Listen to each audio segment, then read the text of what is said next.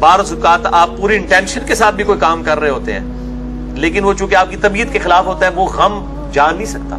جیسا کہ صحیح بخاری میں آتا ہے، نبی علیہ السلام کے جب بیٹا ابراہیم فوت ہوا تو آسم کی آنکھوں سے مسلسل آنسو روا تھے. صحابہ نے کہا یا رسول اللہ علیہ وسلم یہ کیا؟ تو آپ نے فرمایا کہ اللہ تعالیٰ آنسوؤں کے اوپر گرفت نہیں کرتا جب تک کہ کوئی آواز نہ بلند کرے، یعنی زبان کے ذریعے کو بات نہ کر دے. آنسو تو یعنی ایک نیچرل چیز ہے. حالانکہ نبی علیہ السلام سے زیادہ کس کو پتا تھا کہ انا للہ و انا الیہ راجعون؟ نبی علیہ السلام سے زیادہ کون جانتا تھا کہ موت کا وقت مقرر ہے؟ آپ سے زیادہ کون جانتا تھا وَلَنَبْلُوَنَّكُمْ بِشَيْءٍ مِّنَ الْخَوْفِ وَالْجُوعِ وَنَقْصٍ مِّنَ الْأَمْوَالِ وَالْأَنفُسِ وَالثَّمَرَاتِ؟ آپ سے زیادہ کون جانتا تھا کہ ان اللہ مع الصابرین؟ لیکن ظاہر ہے ایک قلق تو ہوتا ہے نا، دل میں غم تو ہوتا ہے. غم کا ہونا، آنکھوں سے آنسوؤں کا آنا کسی تکلیف پر تو سنت ہے، لیکن اس پہ واویلا کرنا، زبان سے اللہ تعالیٰ کے لیے ناشکری کلمات نکالنا، یہ وہ چیزیں جس پہ آپ کو اختیار ہے. آنسوؤں پہ آپ کو اختیار نہیں ہے. آپ کو بری خبر کئی بار ملتی ہے نا، بعض اوقات بندہ کھانا شروع کرتا ہے، اس ٹائم خبر ملتی ہے، اس ٹائم بھوک مر جاتی ہے. اب یہ نہیں آپ کہہ سکتے کہ جناب یہ آپ نے، ظاہر ہے وہ انسان کو اختیار نہیں ہے، وہ اللہ نے اندر ایک سسٹم بنایا ہوا ہے، اس کے اوپر گرفت بھی نہیں. جس چیز کا ہمیں اختیار دیا گیا ہے نا، وہ اگر کوئی کام ڈالے گا نا اس کے اوپر گرفت ہو جائے گی. تو یہاں پہ بھی موسیٰ علیہ السلام کی جو والدہ ہیں، ان کے ماں کا دل یعنی بے قرار تھا. ان قادت لتبدی بہ لولا ان ربطنا علی قلبہا، قریب تھا کہ وہ سب کچھ ظاہر کر دیتی اگر ہم اس کے دل کو مضبوط نہ کرتے. یعنی وہ ظاہر کس طرح کر دیتی کہ ماں ہے بس پھاٹی پڑتی.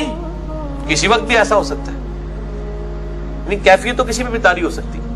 صحیح بخاری میں حدیث ہے، نبی علیہ السلام ایک عورت کے پاس سے گزرے جو ایک قبر پہ بیٹھ کے تو مسیح کہہ رہی تھی اور رو رہی تھی اونچی آواز سے. آپ صلی اللہ علیہ وسلم نے فرمایا صبر کر. وہ آپ کو نہیں پہچانتی تھی یا اس طرف وہ دیکھ نہیں رہی تھی. تو اس نے کہا آگے سے یہ کہہ دیا کہ اگر تیرے پہ تکلیف گزری ہوتی نا تو تجھے پتا ہوتا. تو آپ صلی اللہ علیہ وسلم نے اس کا کوئی جواب نہیں دیا. آپ صلی اللہ علیہ وسلم آگے چلے گئے. باقی صحابہ نے کہا یہ اللہ کے رسول تھے، تو نے اتنی بدتمیزی کی ہے. یہاں تو کسی ایک بزرگ عالم دین کے بارے میں کوئی یہ نہیں سن سکتا. میں آپ کو نبی علیہ السلام کا کریکٹر اور کردار بتا رہا ہوں.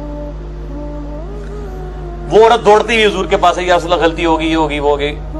آپ صلی اللہ علیہ وسلم نے اس ٹاپک پہ بات ہی نہیں کی ہے کہ تو نے گستاخی کر دی. یا رسول اللہ میں صبر کر لیتی ہوں. آپ نے بس جب اللہ کی ہماری بات آئی تو آپ نے فرمایا کہ صبر تو صدمے کے آغاز میں ہوتا ہے، بعد میں نہیں.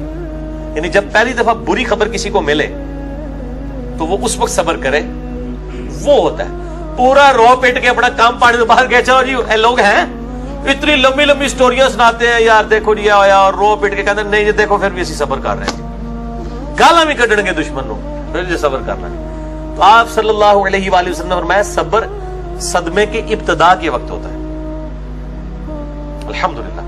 صحیح مسلم میں ایک حدیث ہے، ام سلمہ رضی اللہ تعالی عنہا وسلام اللہ علیہا، ان کا خاوند فوت ہو گیا ابو سلمہ. ان کو خبر ملی، جنگ میں شہید ہو گئے. انہوں نے نبی علیہ السلام سے ایک دعا سنی ہوئی تھی کہ جو شخص مصیبت اور پریشانی میں اگر ایک دعا ہے ایسی وہ پڑھ لے تو اللہ تعالیٰ اس صدمے کی کمپنسیشن اس سے بھی بہتر فرما دے گا. اور دعا آپ کو پتا کیا ہے؟ انا للہ و انا الیہ راجعون. یہ مشکات میں آپ کو کتاب الجنائز چیپٹر پہلی جلد کے اندر، اس میں پہلی فصل کے اندر مل جائے گی.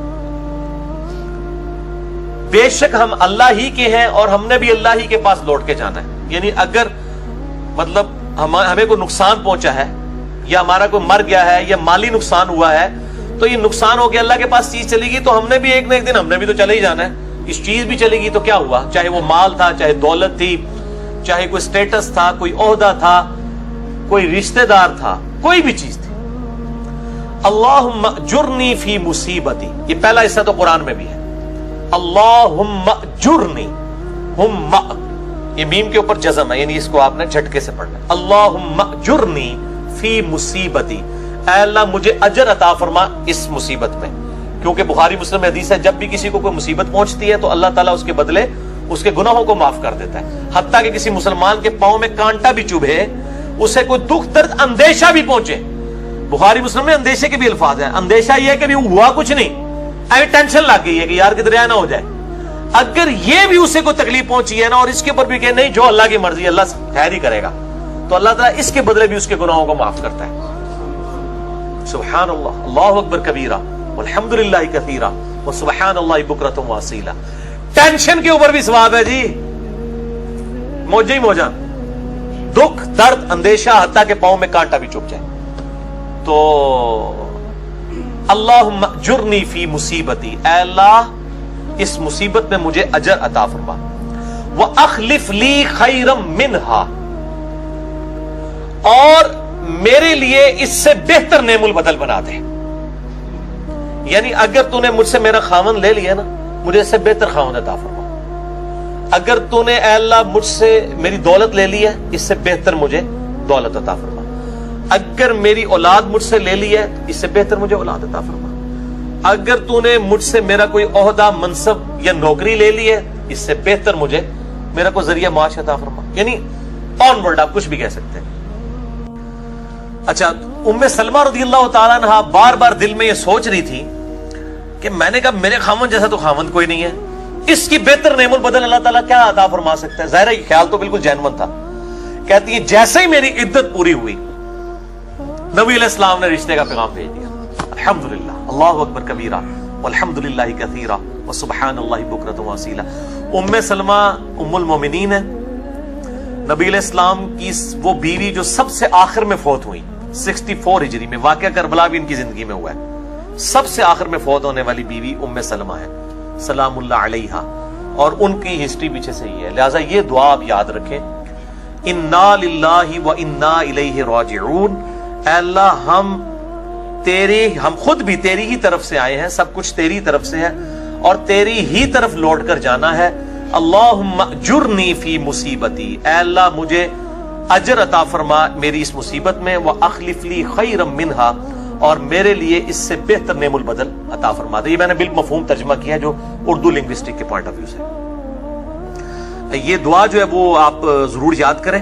انا للہ و انا الیہ راجعون, اللہم اجرنی فی مصیبتی واخلف لی خیرا منہا. نبی علیہ السلام کا رشتہ ان کے پاس آیا اور وہ ام المومنین بن گئی. یہ دعا ہر وقت آپ کو, مجھے جس نے اس دنیا میں رہنا ہے اس کو غم کی خبر ملتی ہے. میری الحمدللہ عادت ہے, مجھے ذرا بھی کہیں پہ غم کی خبر کی امید ہو یا ملے, میں فوراً یہ دعا پڑھتا ہوں. ابھی تک تو اللہ تعالیٰ نے میرے ساتھ بڑی مدد والا معاملہ فرمایا ہے. یہ دعا ضرور یاد کریں. غم اور مصیبت اور پریشانی اور نقصان کے وقت جیسے ہی آپ کو پہلی دفعہ خبر ملے تو یہ دعا پڑھ لیں, انا للہ و انا الیہ راجعون, اللہم اجرنی فی مصیبتی واخلف لی خیرا منہا. تو اللہ تعالیٰ بہتر, یعنی آپ کو کسی نے بتایا کہ جی آپ کو تو یہ بیماری لگ گئی ہے, ڈاکٹر نے بتا دیا, اسی وقت پڑھیں انا للہ و انا الیہ راجعون, اللہم اجرنی فی مصیبتی واخلف لی خیرا منہا. ٹھیک ہے. کسی کا بچہ فوت ہو گیا, ایکسیڈنٹ ہو گیا, فوراً یہ دعا پڑھیں. وہ جو ہونا ہے وہ ہو گیا ہے, وہ نہیں ریورس ہو سکتا, لیکن دعا پڑھنا تو سکپ نہ کرے کم از کم. اور یہ اسی صورت میں ہوگا جب اس دعا کو آپ بار بار ریپیٹ کرتے ہیں. یہ ویسے بھی آپ دعا پڑھتے رہیں, دن میں آپ کو کئی نقصانات ہوتے ہیں. کبھی جو بندے کو ٹھوکر لگ جاتی ہے, کبھی بندہ جو کسی معاملے میں لیٹ ہو جاتا ہے, ٹھیک ہے, کوئی اور نقصان کی خبر, مطلب آم 1 کلو خرید کے لائے تھے, آدھے داغ ہی نکل آئے ہیں. انا للہ و انا الیہ راجعون. او دن لڑائی باز بے شک کر لیو, لیکن دعا پڑھ لو, ٹھیک ہے. بعض اوقات موٹر سائیکل پہ چلتے وقت کوئی پنکچر ہو جاتا ہے, موٹر سائیکل گاڑی پنکچر ہو جاتی ہے, گاڑی کا اے سی خراب ہو جاتا ہے اچانک. یہ تو پوری زندگی کے اندر چھوٹے چھوٹے غم تو ہے نا. تو یہ دعا کنٹینیوسلی پڑھتے رہے, اس کو حرز جاں بنا لیں. بچوں کو بھی یاد کروائیں, بڑوں کو بھی یاد کروائیں, تاکہ یہ تو پوری زندگی رہنا ہے. کیونکہ یہ اللہ نے کہا ہوا ہے وَلَنَبْلُوَنَّكُمْ بِشَيْءٍ مِّنَ الْخَوْفِ وَالْجُوعِ وَنَقْصٍ مِّنَ الْأَمْوَالِ وَالْأَنفُسِ وَالثَّمَرَاتِ وَبَشِّرِ الصَّابِرِينَ. ہم ضرور تمہیں آزمائیں گے, کچھ تھوڑے سے خوف سے, بھوک سے, جان اور مال میں نقصان کے ذریعے. پھر خوشخبری ہوگی, بشارت ہوگی صبر کرنے والوں کے لیے. الذین اذا اصابتہم مصیبہ, اور اللہ نے بتا دیا کہ کن لوگوں کے لیے بشارت ہے کہ جب ان کو کوئی خبر پہنچتی ہے, کوئی تکلیف پہنچتی ہے مصیبت کی, قالوا انا للہ و انا الیہ راجعون.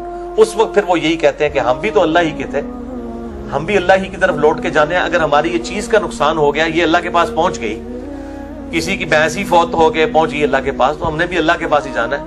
یہ دعا قرآن میں اتنا حصہ ہے، اور ساتھ اللہم اجرنی فی مصیبتی، اے اللہ مجھے اجر عطا فرما اس مصیبت میں، یعنی ظاہر مصیبت کے بدلے اجر تو ملتا ہے، وَأَخْلِفْ لِي خَيْرًا مِنْهَا، اور اس کا مجھے اس سے بہتر نعم البدل عطا فرما۔ الحمدللہ، اللہ کے وعدوں پہ یقین رکھیں، انشاءاللہ اللہ تبارک و تعالیٰ اس کا بہتر نعم البدل عطا فرمائے گا۔